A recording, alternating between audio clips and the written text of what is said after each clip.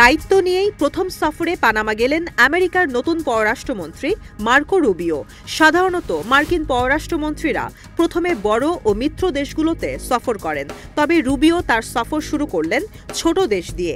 এই মুহূর্তে এই সফর খুবই গুরুত্ব পাচ্ছে, কারণ পানামা খাল দখল করার ইচ্ছা জানিয়ে আগেই হুমকি দিয়ে রেখেছেন মার্কিন প্রেসিডেন্ট ডোনাল্ড ট্রাম্প।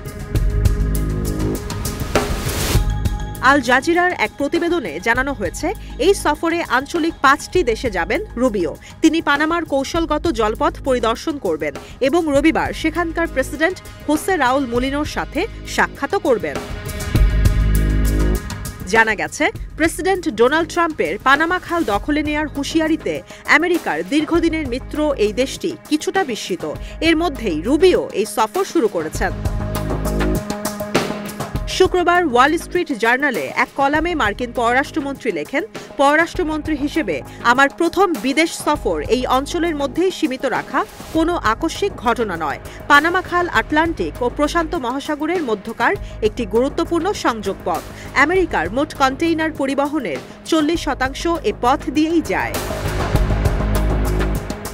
যদিও এই খাল 1999 সালের শেষ দিকে আমেরিকা পানামার কাছে হস্তান্তর করেছিল, তখন ট্রাম্পের দাবি চীন আশেপাশের বন্দরগুলোতে বিনিয়োগের মাধ্যমে খালের ওপর অতিরিক্ত নিয়ন্ত্রণ প্রতিষ্ঠা করেছে।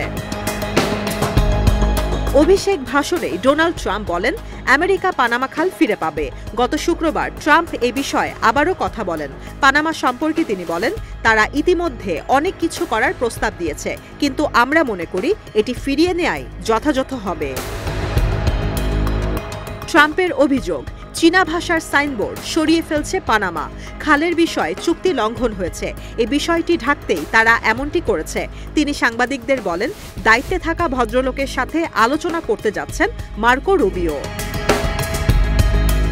রুবিওর এই সফর বিভিন্ন দিক থেকেই সবার নজরে রয়েছে, কারণ এই মুহূর্তে ট্রাম্প কানাডা, মেক্সিকো ও চীনের ওপর শুল্ক আরোপ করেছেন এবং প্রায় সব মার্কিন বিদেশি সহায়তা স্থগিত করেছেন, যা তার আগ্রাসী পররাষ্ট্রনীতির ইঙ্গিত দিচ্ছে।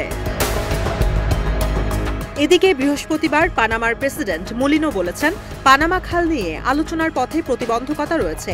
এ নিয়ে আলোচনার কিছু নেই। এই খাল পানামার। মার্কিন প্রেসিডেন্ট ট্রাম্পের হুমকি নাকচ করে দিয়ে তিনি বলেন, খালটির ওপর চীন, ইউরোপীয় ইউনিয়ন, আমেরিকা বা অন্য কোনো শক্তিরই প্রত্যক্ষ বা পরোক্ষ কোনো নিয়ন্ত্রণ নেই। মধ্য আমেরিকার দেশ পানামার সংবিধানে এ খালকে পানামা জাতির অবিচ্ছেদ্য ঐতিহ্য হিসেবে চিহ্নিত করা আছে। তবে এও বলা আছে, পানামা খাল বিশ্বের সব জাতির জাহাজ চলাচলের জন্য উন্মুক্ত থাকবে। পানামা খাল সবচেয়ে বেশি ব্যবহার করে আমেরিকা। খালটি দিয়ে পরিবহন করা 74% পণ্যবাহী কার্গো দেশটির। এরপরই চীনের অবস্থান।